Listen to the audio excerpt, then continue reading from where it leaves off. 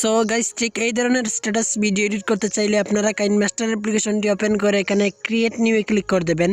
তারপরে এখানে 16:9 এই রেশিওটা সিলেক্ট করে এখানে নেক্সটে ক্লিক করে দেবেন। তারপরে আপনাদের গ্যালারি ওপেন হবে। সো তারপরে আপনারা আপনাদের গ্যালারি থেকে একটি ফটো সিলেক্ট করে নেবেন। সো এই ফটোটির লিঙ্ক ভিডিও ডিসক্রিপশনে আপনারা পেয়ে যাবেন।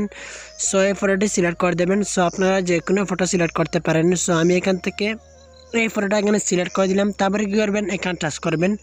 তারপরে কী করবেন, এই ফটোটি 15 সেকেন্ড অবধি লম্বা করে দেবেন। আপনার স্ট্যাটাস ভিডিওটি যত সেকেন্ড লম্বা করতে চান তত সেকেন্ড দিয়ে দেবেন। সো এখানে আমি 15 সেকেন্ড অবধি দিয়ে দিলাম।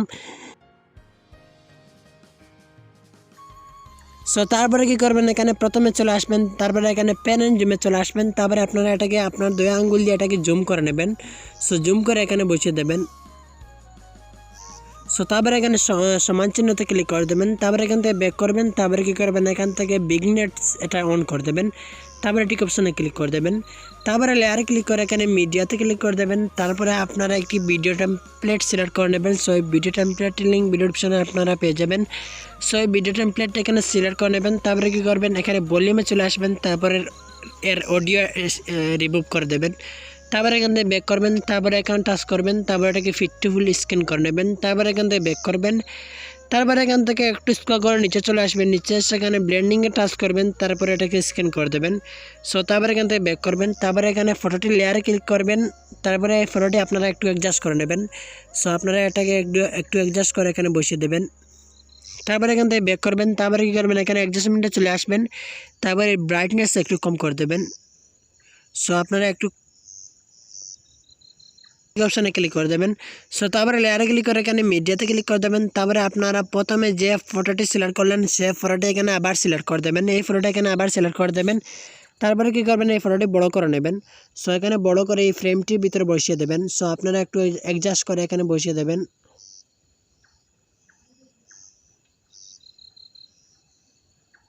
সো তারপরে এখানে থ্রিডে ক্লিক করে এটাকে সেন্ড টু ব্যাক করে নেবেন।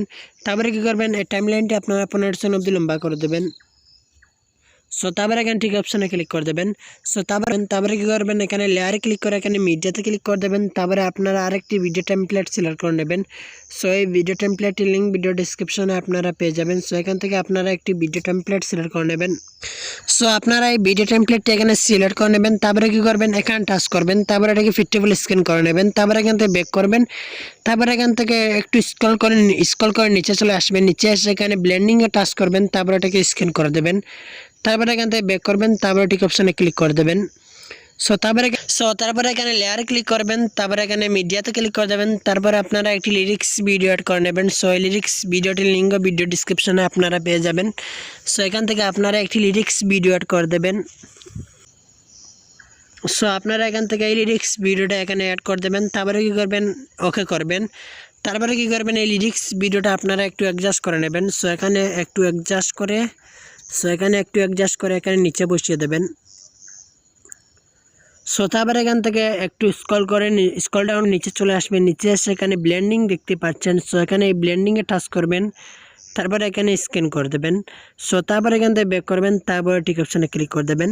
তারপরে কী করবেন, লেয়ারে ক্লিক করবেন। তারপরে এখানে মিডিয়াতে ক্লিক করে দেবেন। তারপরে আপনারা একটি বর্ডার পিএনজি সিলেক্ট করে নেবেন। So 16:9 border PNG link video ডিসক্রিপশনে আপনারা পেয়ে যাবেন। সো এই বর্ডার পিএনজিটি আপনারা প্রথমে ডাউনলোড করে নেবেন।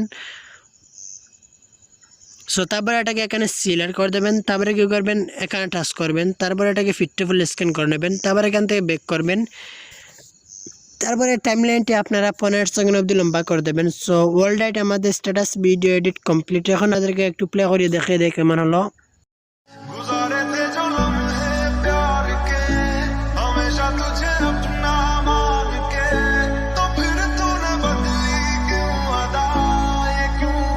সো এখন আপনারা এই স্ট্যাটাস ভিডিওটি গ্যালারিতে সেভ করার জন্য এখানে টাচ করবেন।